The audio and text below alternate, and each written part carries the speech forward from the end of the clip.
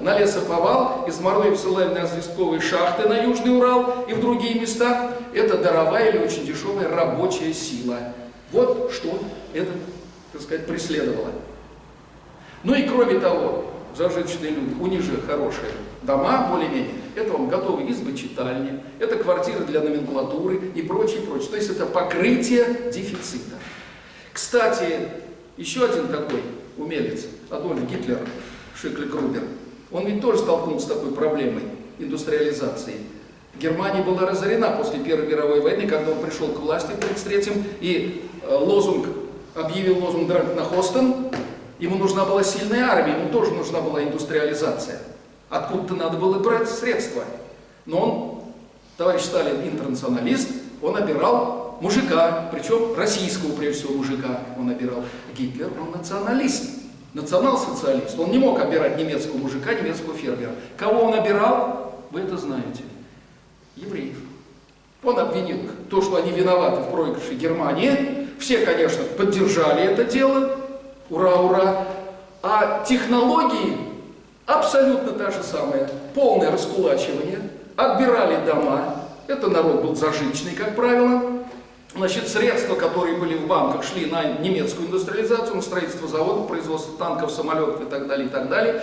Имущество, которое там было, мебель, так сказать, все это шло на покрытие товарного дефицита, который в Германии точно так же возник. Только у нас раздавали все это активистам, а у них были специальные магазины. Чинили, значит, обувь, там, одежду, химчистка там, и прочее, и продавали. И каждый немец мог быть спокойно за небольшую цену прийти в такой магазин и купить там себе стол, шкаф, там, что еще, одеться, обуться. Все говорили, вот как умно поступил товарищ, понимаете? А принцип тот же самый. Ну и теперь переходим к методам коллективизации. Значит, как здесь уже было сказано, впервые это было провозглашено в 1929 году, когда стали переходить, вот до этого говорили, пока еще только была пропаганда, а в 1929 году объявили о начале сплошной коллективизации. И говорили, что мужик пошел в колхозы. Мужик, конечно, в колхозы не пошел, к началу 30-го года около 3% там было в колхозах. 3 с небольшим. И вот 5 января в дополнение этого состоялось заседание Центрального комитета, и вышло постановление Центрального комитета о ликвидации кулачества как класса и так далее. Но сразу возникает вопрос, об этом уже Василий Леонидович сказал, а как определить человека, вот кулак он или нет? Была такая вот инструкция дана. Значит, кулацким были отнесены хозяйства, обладавшие следующими признаками: систематическое применение наемного труда с целью эксплуатации, владением мельницей, крупорушкой или любым промышленным заведением с механическим двигателем, занятием торговлей, ростовщичеством, коммерческим посредничеством и так далее, и тому подобное. Другими нетрудовыми доходами. Вот таких мордой в 1929 году, даже по оценке местных органов, насчитывалось 2,4%. Но понятно, что 2,4% они искомой суммы средств они дать не могли. И поэтому начали, как говорится, уже раскулачивать всех, кто в прошлом даже или подходил по эту категорию. А за это время, где-то начиная с 20-х годов, крестьяне старались избавиться от всех атрибутов, которых делали кулаками. Понятно? Вот. И уже начали не только тех, кто что-то имел, а кто до 17-го года что-то имел. А в это время стали уже помещики, понимали, что творится, они землю стали распродавать крестьянам. Крестьяне на радостях вкладывали деньги в землю, считали, что таким образом обеспечивают своих детей, свое будущее. И вот то, что они накупили в 17-м году, им, как говорится, в 31-м году аукнулось. Вот что произошло. Ну, с вашего позволения, я обрисую несколько таких вот характеристик, кого выселяли и кого раскулачивали. Например, вот 3 типичных социально-экономических характеристики высылаемых крестьян. Слушали экономическую характеристику гражданин деревни Авкиманова, Чугунова Григория Сергеевича, 40 лет, мордвин, неграмотный, членов семьи 5 человек, из них трудоспособных 2 человека. В прошлом кулак, лишен избирательных прав. Красной армии не служил, до революции имел купчей земли до 30 десятин. К этому времени, конечно, земли не было. Выселить со всей семьей. Далее, экономические характеристики гражданин села Кишал Ялямкин Дмитрия Глебовича, 47 лет, малограмотный, в прошлом кулак, в прошлом, избирательных прав не лишен, в колхозе не состоит, членов семьи 11 человек, из них трудоспособных 4 человека. До революции имел купчей земли 20 десятин. Выселить из пределов края со всей семьей. Дальше. Очень многие убегали в таких условиях. Вот мы сталкиваемся с такой ситуацией. Значит, слушали социально-экономические характеристики. Гражданин села Лесной Ардашева, Цоколева Семена Федоровича, 20 лет. Мордвин, малограмотный, членов семьи 6 человек. Ему 20 лет, имеется в виду. Из них трудоспособных 4 человека. В прошлом отец и брат торговцы. Отец в бегах, отца нет. В Красной армии не служил. В Красную армию брали тогда с 21-22 лет. Он не мог служить в Красной армии, по сути. До революции имел 20 десятин. В 17 году ему было 6 лет. Выселить из пределов края со всей семьей. Вот, собственно говоря, вот такие характеристики и так далее, начались. После постановления от 5 января начались превентивные аресты. За 3 месяца в Мордовии было арестовано 2364 человека.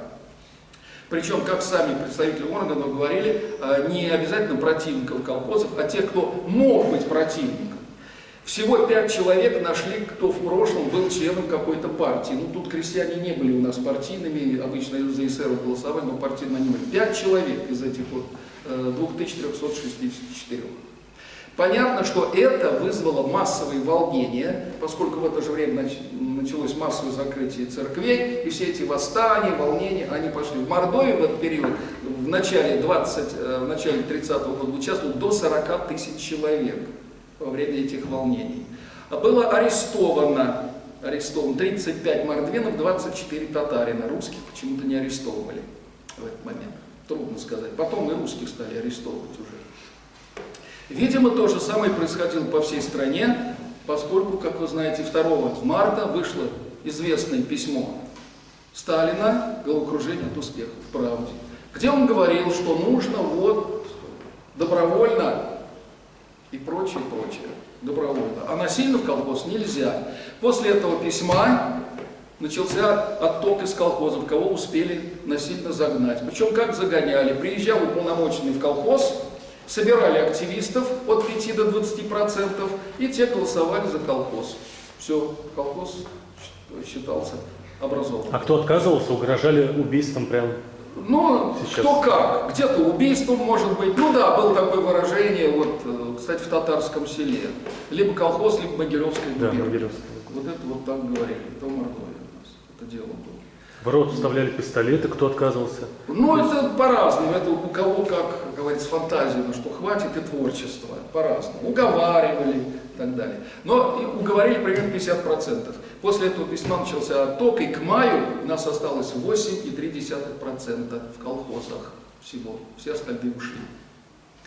Потом выселили в 30 году 317 семей, их выселили на север, в Архангельскую область, тогда на лесоповал. Примерно 1500 человек. Это были многочисленные семьи, как вы знаете, зажиточные, самые здоровые, самые сильные и прочее. Но потом остановили этот процесс.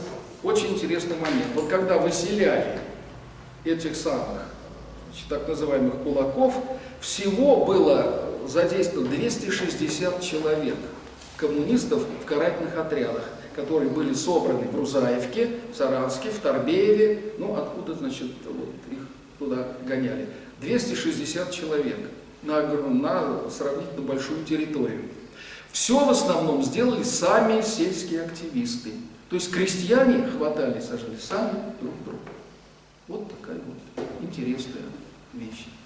Как говорил Монтескье, каждый народ имеет то правительство, которое его заслуживает.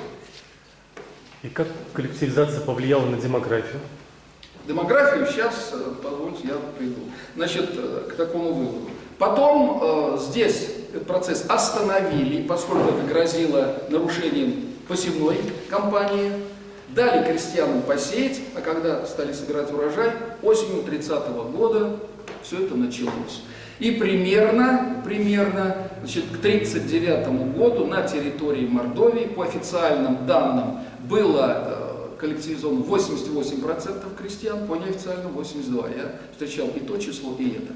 Все равно, значит, 12%, несмотря на угрозы, на что, не пошли в колхозы. Но тут вы понимаете, что ведь русское крестьянство, оно было крепостное немножко. А сама система, если вот мы Маркса почитаем, что такое крепостничество? Ведь по Марксу мы возьмем, что земля принадлежит феодалу, крестьянин не имеет земли, он вынужден работать на феодала, за это феодал дает ему землю, с которой он работает на феодал, но кормит свою семью. Но поскольку, если феодал плохой и платит мало, крестьянин уйдет от него к другому. И поэтому экономическое принуждение добавляется внеэкономическим, как у нас вот прикрепили, вот тебе бабушка и умри в день, помните, прикрепили? Но это во всех странах это было. Что такое колхоз? Кому принадлежит земля? Государству. Колхоз только пользователь, он не собственник. Государству. Крестьянин земли не имеет, поэтому вынужден работать на государство. За это государство ему дает участок земли. Раньше давали 6 в Мордовии, 6 десятин, говорили мало. Теперь, кстати, дают 40 соток, говорят много. Крестьянин в таких условиях не будет жить. А вот чтобы он оставался, что его надо прикрепить. Им не выдавали паспорта. И крестьянин, если уходил просто из села в город, его ловили без паспорта первый раз, делали внушение, но второй раз, если попадался, его посылали туда. Вот, собственно говоря, для чего была проведена коллективизация. Она дала средства для индустриализации, это был подвиг своеобразный. Первую пятилетку сделали в 4 года 3 месяца, подвели итоги в 1932 году, в результате чего наша страна вышла на 1 место в мире по запасам оружия и на 2 место в мире по общему объему производства. Должны они были испугаться? Должны. Вот они испугались.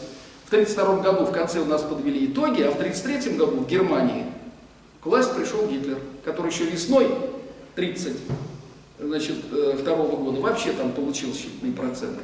Но у него был лозунг «Драк на Хостен». И за это время против него не было ни санкций, ничего. Его вполне могли придержать. Не придержали. Почему? Кто-то должен был остановить коммунизм. А то, что он первый по ним ударил, ну это уже их проблема, как говорится. Вот что произошло. Теперь переходим к масштабам и к итогам.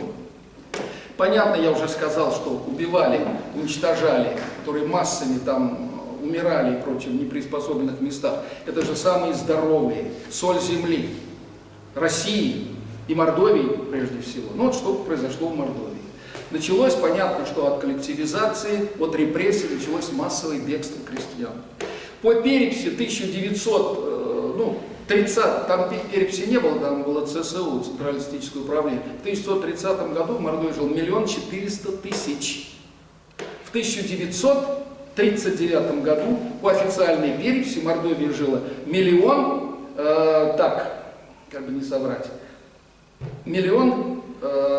189, по одним данным, 182 тысячи по другим данным. Но это по переписи. В это число входило 40 тысяч заключенных так называемых мордовских лагерей, темлага, и охраны группы А, Б. А официальные жители Мордовии 1 149 000 осталось. А сейчас сколько? Сейчас 700 с небольшим. Без репрессий. Вот. А процесс пошел, как говорится, процесс пошел, люди стали уходить. И вот, а если, смотрите, тогда прирост ежегодный в 30 году был 30 тысяч в год. К 1939 году остался 20 тысяч в год, то есть средний годовой был 25 тысяч. Вот возьмите за 10 лет 25 тысяч в год, 250 тысяч. То есть уменьшение на 250 тысяч абсолютное, да плюс 250 тысяч прироста. Вот вам Мордовия потеряла 500 тысяч только тогда, к 1939 году. Но я должен сказать, что Мордовия понесла наибольшие потери. Больше ни одна область, ни одна республика Поволжья таких потерь не понесла, как Мордовия. Поэтому сюда приехала комиссия, которая разбиралась с товарищем Красовским и же с ним. 17 человек были отданы под суд, 5, по-моему, расстреляны. из них, остальные посажены. Среди них был сослан отец широко известного нашего нынешнего патриота, который самый главный у нас патриот, как вы знаете, Владимир Вольфович Жириновский. Отец его работал в НКВД в Козловодском районе, там и женился, мама у него с Козловодского уезда тогда, да. И потом туда, значит, он пошел. Но потом она там развелась и вышла замуж за Жириновского. Жириновский — это его отчим. Он взял эту фамилию. А настоящая его фамилия Эльдельштейн. Эльдельштейн. Вот. Ну, потом его освободили, он ехал в Польшу, потом в Израиль, туда ездил, вы знаете, Жириновский. Но это между прочим. Между прочим. Это не столь важно. Вот что произошло. Мордовия потеряла 500 000. И я хочу подчеркнуть, вот этот процесс исхода, он ушел. Вот эти 500 000, это же самые умные, самые конкурентоспособные люди. Сколько производства они могли здесь организовать, сколько рабочих мест. А вот это уже пошло, как говорится. Нет рабочих мест, люди уходят на сторону. Кто уходит? Опять самые конкурентоспособные, опять самые умные, самые толковые. Видите, замкнутый круг получается. И Мордовия попала в очень сложную ситуацию, сложнейшую. Ну, самый большой долг в стране на душу населения. Чего вы хотите? Ужас какой-то. Ужас, да. Так, это выступал у нас доктор исторических наук, профессор, заслуженный деятель науки Республики Мордовия Владимир Кузьмич Абрамов. Кто-нибудь вопросы, добавления? Нет, только восхищение. Здесь был вопрос пофамильно, кого репрессировали. Пофамильно трудно сказать. Вот по делу о Мордовском блоке было репрессировано 7 человек. Все они должности, фамилии, они известны. Расстреляны, и они имеется в виду, 7. есть, как говорится. Это фактически вся верхушка. В Саранске в 1938 году не осталось ни одного профессора, всех пересажали. Трижды, 5 раз менялись первые секретари областного комитета партии. Он еще не успевает войти, его уже берут и туда, понимаете, и так далее. Было еще очень крупное дело, так называемый Идель-Урал, но это там было татарское население. Судил и тех, и других, значит, военный, ну, там прокурор был, я, по-моему, это суд, выездная сессия суда, значит, советник 2-го класса Горячев. Это было как раз вот с 15 мая по 24 мая 1938 года. Поэтому у нас к 60-летию тогда и конференция была проведена. Сначала вот Идель-Урал, потом расстреливали 23-24. По Идель-Урал более 200 человек было расстреляно. Да, 220 человек, а здесь 70 человек. Вот. Ну там не только официальное дело называлось Мордовский право-троцкистский буржуазно-националистический террористический блок. Вы понимаете, нормальный человек такого придумать не мог. Это придумал шизофреник. Ну, Сталин там, придумал, да? Он мордовский, но там и русские были, немец был Вант один. Владимир Кузьмич, Да. Вадим Викторович Чердан. Имеются материалы по репрессированным профессоров, верхушки такой интеллигенции. Они имеются. Дела в архиве, да. Ну, а их можно... Я вот это дело Мордовского блока, я его в руках держал. У меня была немножко другая тема тогда. Я рассматривал отчеты, 5-летние отчеты НКВД в обком партии. И так далее. Я оттуда все брал. А это дело я держал в руках. Я вот этот список переписал весь аккуратно. Но думаю, позднее я к нему вернусь. А позднее я пришел. Мне говорят, нет, только родственникам. То есть сейчас уже только родственники имеют право доступа, да? Ну, может, кому-то дают. Где они жили, известно? Жили в Саранске. Нет, конкретно адреса. Так, ну у меня сейчас этих адресов нет. Там, наверное, где арестовывали, если обычно они, это же верхушка была, они жили где-то в центре. Да. Некоторых вот брали из Самары, Вашалева, потом Васильева, его на Бутовском полигоне, его в Москве расстреляли, потом из Великобритании вызвали, он был советником советского посольства Великобритании. Прокурора Мордовии арестовали в доме, где сейчас находится музей мордовской народной культуры на перекрестке Рабочей и Советской. А само НКВД здание мы вот там тогда... На Советской площади. Есть такое желание восстановить память этих людей?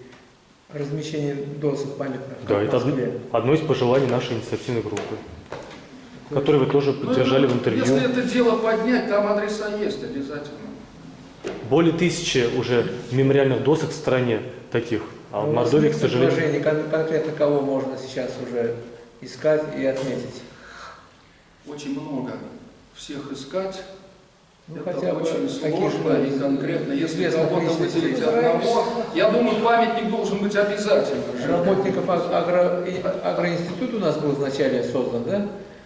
Да, Агрономический. агропединститут. И там же много пострадало оттуда. Практически вся верхушка там. Ну вот и Потом хотя бы педагогический начать с институт, этого. ректор, Да. все, короче, вся верхушка. Кстати. Их можно как-то отметить, они известны, где они жили, где их взяли. Вот, видимо, неизвестно, Ну, да? Мне неизвестно, но я говорю, в деле это есть, потому что когда арестовывают, там обязательно такой-то, такой-то проживал, там-то, там-то, там. Эти данные там есть. То есть доступ только у родственников есть к Владимир информации? Кузьмич, у меня, знаете, какой вопрос, даже предложение возможно. У нас сохранилось здание, где находился вот рабфак первый, Да. историческое, красивое, по архитектурным даже понятиям здание. И вот если бы в этом здании сделать музей, было бы, и здание бы сохранили, и память. И потом вот, ну, извините, вот мы говорим все общее, все репрессии, колхозы, все это понятно. Но если у нас тема, значит, репрессии, террор, и мы хотим выявить какие-то имена, судьбы, надо этим, конечно, кому-то, вот, ну, мы же, я лично не занимаюсь этим, именно искать эти имена. И потом, ну, у нас Темлак, Добромлак, уж там сам Бог велел вообще какой-то музей исторический делать, потому что уж там кто только не сидел. Вот сейчас по культуре идет цикл о Наталье Бехтеревой, ей было бы 95 лет со дня рождения, внучка того Бехтерева.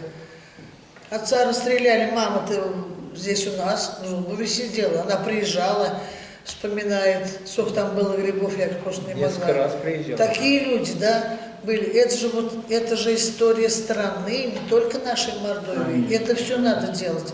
А что вот касается, мы вот все говорим, в саранских памятниках, в саранской памятнике. Вот памятник, я считаю, если бы сделать такой музей вот в этом старинном здании, это было бы замечательно. И вот на тех местах, где вы нашли, где людей расстреливали, ну просто хоть кресты какие-то, крест поставить, стелу. И потом, вот вы говорите, фамилии, дощечки. Потом плиту поставили, это я там был Вот. при этом. Потом, вот, где они жили? Ну, во-первых, где они? У нас города нет, город уничтожен исторически. Хотя бы место. Ну что место? Надо просто сделать какой-то памятный обелиск, что ли, с фамилией, именами. А какие дома? Потому что Вот если на каждом доме ставить... я русские, уже вот на моих глазах город уничтожен. Нас 300 с чем-то лет, и у нас на одной руке не хватит старинных зданий. Все уничтожено. Вы, пожалуйста, Вот по и- очереди говорите. Это Инна Ивановна Ведяева, заслуженный работник культуры Республики Мордовия, член Союза журналистов России. Ну, я хочу сказать, Сейчас она завершит. что нам, и потом, еще самое главное, вот я сейчас сижу, вот уже мы второй час сидим, у нас научная конференция. Это не для эфира, ради бога, это не записывай. и Тогда вы никуда это не говорите, давай. Инна Ивановна. Потому что такие конференции, это вот надо не в таком вот коллективе проводить, а чтобы были люди, чтобы была какая-то молодежь, кто интересуется. Ну для чего вот мы провели А эту здесь все конференцию? есть, все, кто интересуется, здесь все есть. Кого нет, тот не интересуется. Нет. Или кто не нашел время Ну поинтересоваться. надо, во-первых, тут лето, надо это проводить для студентов, хотя бы исторического факультета, для пединститута, чтобы люди это, вот мы же в принципе это, очень много и все это знаем.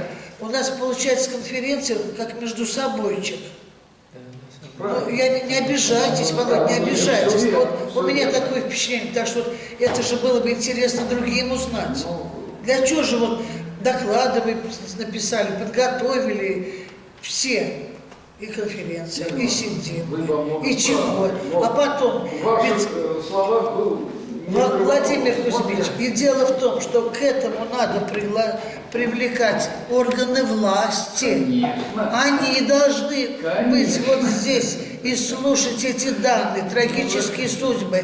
И потом, значит, репрессии, например, наших людей из Мордовии куда-то, фиг знает куда, вообще засылали, они погибали там. но они у нас в списках должны быть.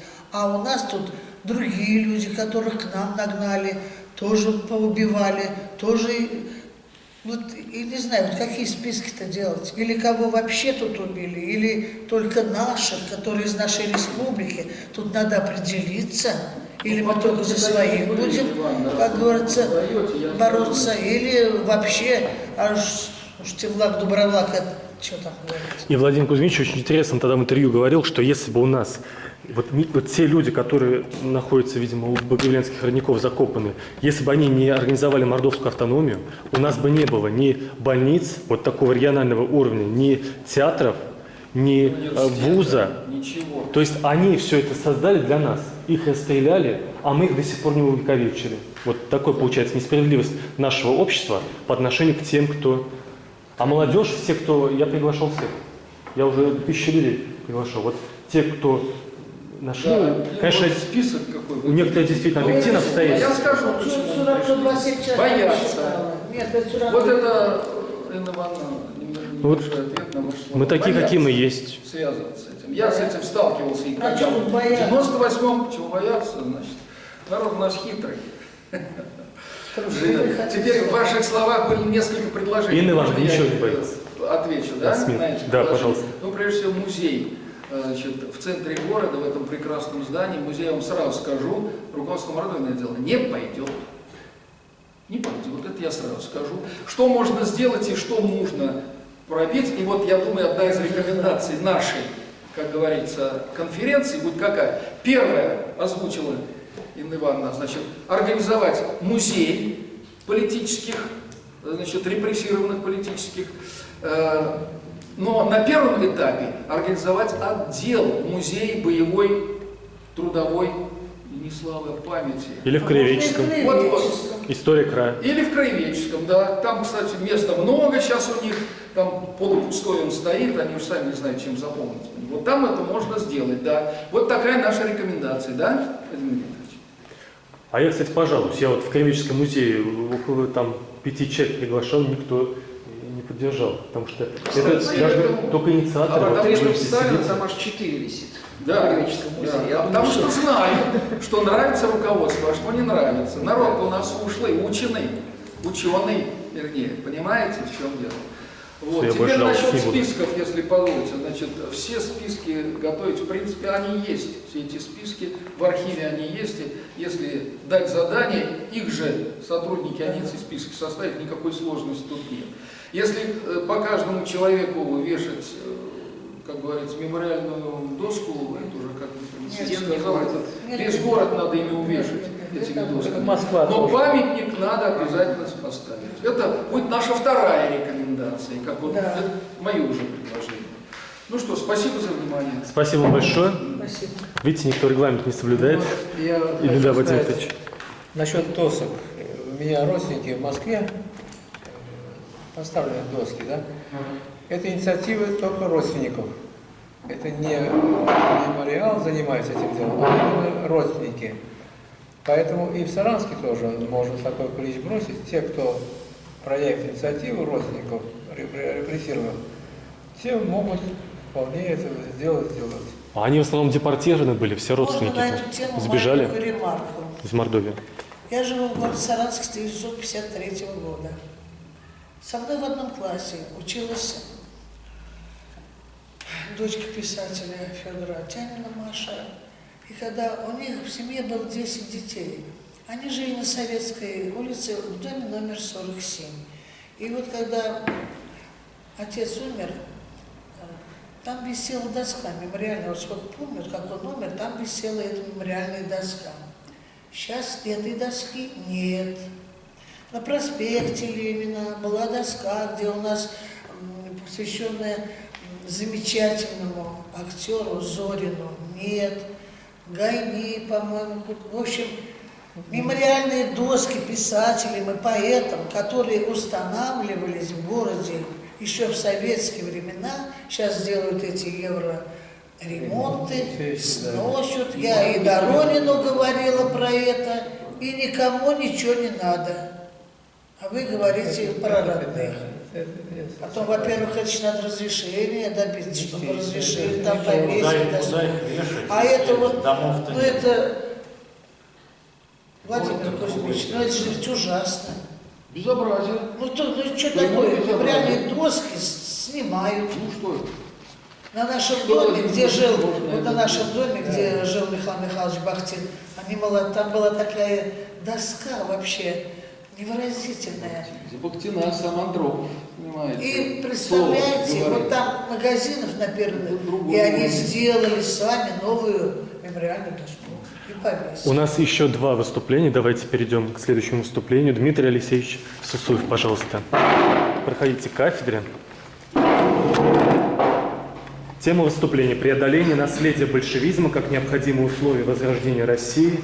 Дмитрий Алексеевич Сысуев, разрешите представлю, начальник Российского имперского союза ордена, руководитель регионального отделения Общества развития русского исторического просвещения, двуглавый орел, кандидат философских наук, доцент кафедры истории и философии Саранской духовной семинарии. Пожалуйста. Благодарю вас, уважаемые господа, дорогие коллеги. Ну, на самом деле, я хотел бы еще раз всех сердечно поприветствовать, и пусть мы не в столь, на самом деле, представительном числе, но здесь собрались люди, которые действительно как-то обостренно переживают вот ту тему, о которой мы сегодня ведем речь.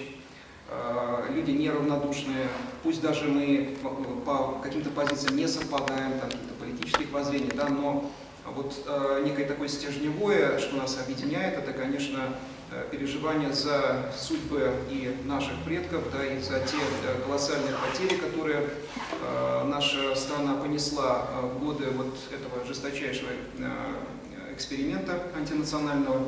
И вот мне хотелось бы даже не столько взгляд в прошлое сделать, сколько вести речь о сегодняшнем состоянии и некий такой взгляд в будущее. Тема, как она уже была обозначена, звучит преодоление наследия большевизма как необходимое условие возрождения России. Но на самом деле печально, что приходится говорить на эту тему уже практически по прошествии 30 лет с момента формального падения коммунистического режима в нашей стране. И, казалось бы, прошел достаточный срок, в течение которого можно было бы окончательно преодолеть это наследие. Однако реалии сегодняшнего дня при всех положительных изменениях в жизни России указывают на то, что современное состояние нашего общественного организма далеко от выздоровления. Конечно, было бы наивно думать, что после потрясшей нашу Родину великой смуты 20-го столетия все могло бы быть как-то иначе, проще, вот, и тем не менее. Создавшаяся ситуация в очередной раз красноречиво свидетельствует о катастрофических последствиях того удара, который был нанесен большевизмом по самосознанию русского человека, его национальному мировоззрению, ценностному мировоззрению, последовательно осуществленный большевистским режимом геноцид русского народа, отрыв его от фундаментальных оснований национальной жизни, взращивание так называемого Homo Sovieticus в итоге привели к чудовищной поврежденности нашего духовного естества. От этого удара мы до сих пор не отошли, и именно этим можно объяснить те колоссальные нравственные и духовные мутации, которыми характеризуется наша нынешняя жизнь. Трагизм положения заключается не только в ужасающей по своим масштабам физической обескровленности нашего народа, его генетическом вырождении, как в результате большевистских экспериментов, но прежде всего в той духовной деформации, которая, увы, состоялась. И вот мы часто, апеллируя к людям, вроде бы подразумеваем под нашим адресатом того традиционного, да, человека, на самом деле имеем дело не с ним, не с русским человеком, а вот с этой мутацией в виде человека советского. В свое время, оценивая феномен большевизма, выдающийся русский мыслитель и последовательный борец с коммунизмом Иван Александрович Ильин подчеркивал, что большевизм есть разложение духа и разнуздание алчности в человеческой душе. В человеке разлагается и слабеет духовное начало. Он начинает посягать на все и разрешать себе все. Формула большевизма «все немедленно мне» и все средства хороши. Именно поэтому на большевизм так легко отзываются все беспринципные карьеристы, все политические авантюристы, безыдейные честолюбцы, продажные люди, хулиганы и в особенности профессиональные преступники. Большевизм есть большевизм есть вторжение разбоя в политику и в то же время превращение внутренней и внешней политики государства в уголовщину. Вот эта характеристика большевизма, она выглядит вполне актуально и сегодня. Одна из бед сегодняшнего дня заключается в том, что мы живем в эпоху всесмешения добра и зла, что, на мой взгляд, совершенно парализует наш общественный организм и препятствует его здоровому развитию. Тот же Ильин очень четко сформулировал условия, без которого мы не выберемся из этого состояния внутреннего распада и деградации. Он говорил так: мы не выйдем из этой окаянной смуты, пока не отделим честно и четко правду от лжи и не начнем стойко и мужественно выговаривать правду. Но, как вы сами неоднократно могли убедиться, да, вот это стремление к выговариванию правды, оно находит сегодня очень мощное сопротивление. И вот даже история с организацией нашей сегодняшней встречи, да, она тоже весьма красноречиво свидетельствует об этом. Да, ведь было несколько иное место, где могла быть и действительно более широкая аудитория. Но нас как-то намеренно хотят куда-то на такой аванс, вернее, на какие-то задворки, да, задвинуть, вот, на какой-то маргинальный уровень сбросить. И, конечно, мы не должны давать возможности таким образом сами поступать. И поэтому я, на самом деле, даже вот в таком качестве очень доволен, что мы собрались, потому что это есть некое такое зерно ростка, так сказать, будущего, все-таки, как мне кажется. И дело правды должно побуждать нас, как общество, к тому, чтобы твердо встать на путь честного переосмысления недавнего прошлого. Это действительно требует для многих мужества признать, что преступная большевистская практика XX века это не есть исключительно злодеяние сталинского режима, что это есть общая практика коммунистического русофобского режима, который укоренился и паразитировал на теле нашей Родины с 1917 года. Даже если говорить о том же терроре, да, он не закончился с смертью Сталина. Можно вспомнить тот же расстрел Новочеркасска там, и так далее, да, такие вещи. Это особенно актуально сейчас, когда вновь в обществе определенными силами подогреваются просталинские и вообще просоветские настроения. Преодоление наследия большевизма – это не попытка придать забвению 70-летний период в истории нашей страны, как часто рассуждают многие противники идеи декоммунизации и десоветизации. Нет, мы как раз выступаем за то, чтобы помнить и не забывать о тех трагических страницах нашей русской истории. Но мы выступаем за то, чтобы верно расставить акценты в этой истории, перестать героизировать преступников прошлого и их разрушительные деяния.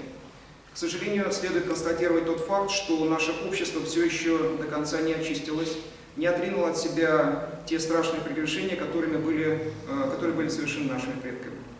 Это очень тревожный симптом, ведь если мы все еще продолжаем тем или иным образом оправдывать грех революции, цареубийства, богоборчества, героизируем и прославляем разрушителей исторической России или просто проявляем индифферентность в этом вопросе, мы фактически продолжаем множить этот грех, участвовать в нем и сегодня.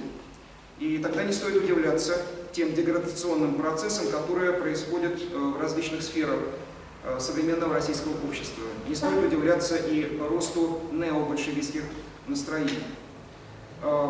Даже прошедшие вот 2 последних года, к сожалению, которые могли стать тем рубежом, когда через трезвое осмысление событий столетней давности, через акт покаяния в прегрешениях прошлого мы могли бы как нация выйти на качественно более высокий уровень своего духовного состояния, к сожалению, не были серьезно восприняты. То есть этого не произошло.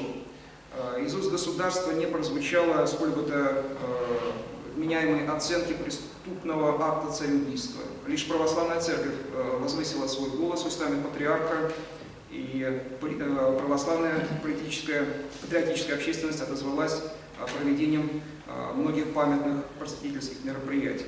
Но в целом это не стало переломным моментом в жизни российского общества. Те же опросы красноречиво свидетельствуют, что некий такой вот раздел, ну, если не 50 на 50, да, но где-то так вот присутствует по взгляду на советское прошлое, особенно сталинский период. Тем не менее, важно продолжать работу по формированию в обществе устойчивого неприятия идеологии большевизма, идеологии революционной разрушительной практики. У нас уже был в истории катастрофический опыт.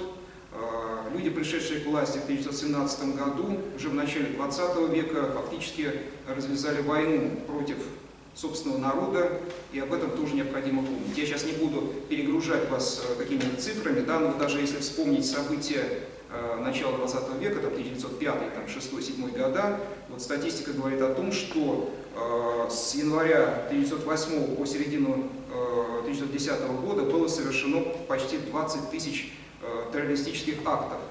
Вот. И в результате этого террора было убито 732 государственных чиновника, причем многие из них самого высокого ранга, и те чиновники, на которых государь, например, мог серьезно опираться. То есть была вышвырена вот эта вот опора во многом.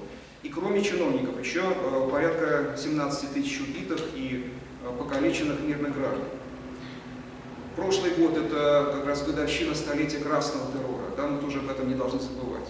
В этом году тоже немало таких событий, которые обращают нас вот к теме терроризма, который был фактически возведен в ранг такой государственной политики. Можно вспомнить о столетии расказачивания, террора против казаков, да, и многие-многие другие злодеяния большевизма. К сожалению, многие уроки из произошедшего тогда не извлечены. От наследия этой разрушительной преступной политики мы еще во многом не отказались. Важно понимать, что двум богам служить нельзя. Борьба с тем же большевизмом начинается в головах, с нашего внутреннего отношения к этому явлению. Если мы однозначно оцениваем его как преступное, как зло, несущее угрозу российской государственности, единству страны, то как же мы можем одновременно с этим сохранять памятники его идейным вдохновителям и практикам?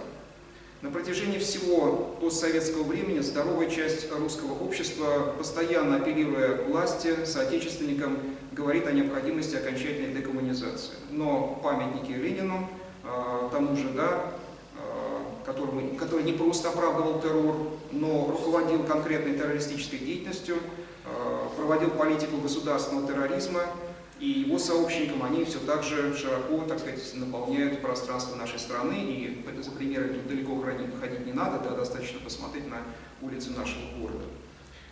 Одним из важных направлений сживания наследия большевизма является дегероизация террористов прошлого. Мы говорим о терроре 20 века, да, вот взглянуть, чьи же имена, опять же, носят название наших улиц. Поэтому сложно говорить о том, чтобы формировать патриотические, высокодуховные начала и ценности в жизни подрастающего поколения и одновременно с этим вот, сохранять улицы с названиями цареубийц, террористов, преступников откровенных, да? То есть в нормальном обществе это было бы невозможно просто. Я вот обращаю ваше внимание на такую статистику, это по России. В настоящий момент насчитывается более 8 тысяч улиц советских, порядка около 7 тысяч улиц Ленина, это, как правило, центральные улицы городов, почти 1500 улиц Карла Маркса, более 1100 улиц Дзержинского, Свердлова, того же Халтурина и так далее. То есть можно тут по многим таким именам пройтись. И наш город в этом смысле не исключение, может быть, единственное за исключением Горького, да, все остальное у нас широко представлено. Вот в прошлом году, в ноябре 2018 года, исполнилось ровно 100 лет с момента тотального изменения городской топонимики Саранска, когда одним росчерком пера, не проводя никаких референдумов, голосований и тому подобное, просто вот изменили ситуацию, удобную для большевиков форму. И обращаю ваше внимание на то, что здесь вот возникает вопрос, почему большевистские лидеры озаботились этим начинанием в самое непростое для нашей страны время всеобщего хаоса, разрухи. То есть они не задавались там вопросами, не находили объяснений в том, что у них там недостаточно средств и тому подобное, да, как мы часто слышим в ответ от городских властей, которые отвечают на подобного рода предложения. В свое время авторитетнейший академик Дмитрий Сергеевич Лихачев подчеркивал, что исторические названия это памятники культуры народа и уничтоженные посредством партийно-бюрократического произвола, они требуют возвращения на законное место. У нас до сих пор верховной властью не был осужден красный террор как таковой. Вызывает недоумение, почему жертвы сталинских репрессий у нас существуют, а жертв большевистских репрессий как бы нет. Чем террор времен гражданской войны или террор 20-х годов лучше, чем террор 1937-1938 года. Но, несмотря на все сложности, само российское общество в здоровой своей части, пусть, может быть, и не столь многочисленное, да, но стремится осуществлять вот эту очистительную работу. И если внимательно отслеживать происходящее, а я, так сказать, в силу и своего личного интереса постоянно отслеживаю это, да, то этот процесс снизу, как бы, он идет. Он, может быть, идет слишком медленно, чем бы хотелось, да, но тем не менее он идет. Противодействие вот этой леворадикальной угрозе, оно лежит, с одной стороны, на пути улучшения условий жизни российского общества, установления социального порядка и справедливости, а с другой на пути осуществления соответствующей государственной социокультурной политики с акцентом на духовно-нравственное воспитание. Именно в опоре на русскую историческую традицию, православную церковь, мы, как общество, сможем восстановиться духовно. Именно этот путь завещали наши мудрые предшественники.